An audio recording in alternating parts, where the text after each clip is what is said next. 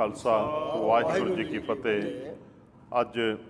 समों पुंछ निवासी संगतां नूं बिना मजहबो मिलत जिथे असी होली की मुबारक इन्हां नूं दिंदे हां,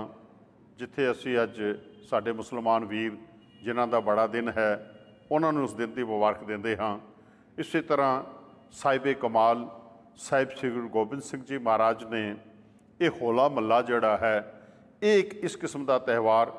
जो कि सिखां दे विच बड़ा प्रचलित है और खास करके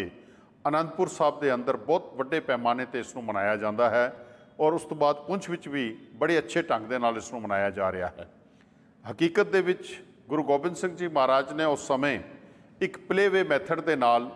संगतां नूं इस तरह तैयार किया कि हसदियां हसदियां खेडदियां खेडदियां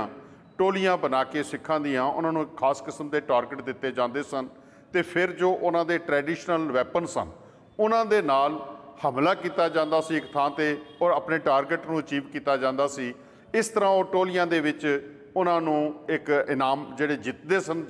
जेतू टीमां सन उन्हां नूं इनाम दिते जाते सन। भाव ये सी कि गुरु गोबिंद सिंह जी महाराज एक प्लेवे मैथड के नाल आने वाले समय की तैयारी करवा रहे सन, उन्हां लोकां नूं तैयार किया और ये उही ट्रैडिशनल हथियार सन, ये उही लोग ही सन जिन्हां दी बदौलत उस समय की सब तो जो मजबूत सल्तनत सी मुगलिया सल्तनत उसनों खेड़ के हिंदुस्तान दे विचों बाहर कढ़िया गया है। तो उस चीज़ को मुख रखते होया ये होला महला जिहड़ा है ये खास करके जो निहंग दल ने जिन्होंने गुरु गोबिंद सिंह जी महाराज की लाडली फौज भी कहा जाता है ये वो लोग बड़े ही अच्छे ढंग के नाल मनाते हैं। पुंछ के अंदर भी जो साडे निहंग दल ने वो सारे मिल के इस दिन को जो है अज मना रहे हैं और अज तकरीबन असी कोशिश है कि बई 1 बजे तक ये जो नगर कीर्तन है ये गुरुद्वारा श्री गुरु सिंह सभा के विचों कढ़ के अपने ट्रैडिशनल रोड तो होंदे होया और वो जो ट्रैडिशनल वैपन ने उन्हां दी प्रदर्शनी करदे होया ये निहंग दल अते संगतां उस अकाल पुरख वाहिगुरू दा जस गांदियां होईयां ये नगर कीर्तन इत्थों सिंह सभा तो निकल के अपने ट्रैडिशनल रूट तो होंदा होया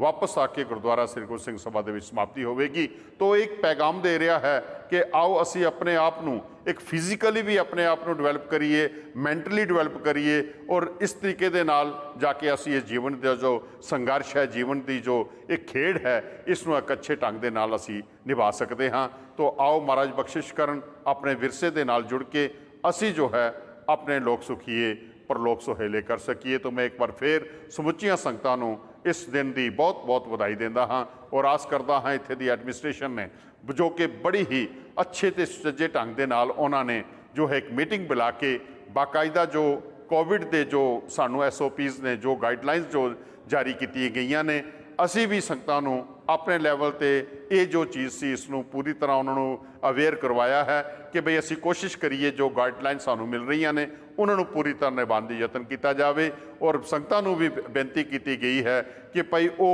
लगभग 40-40 30 40-40 के ग्रुप ही चलन, पूरा एक जो है सारे इकट्ठे होकर ना चलन और सोशल डिस्टेंसिंग का और बाकी जो साड़ी गाइडलाइन है उसका पूरा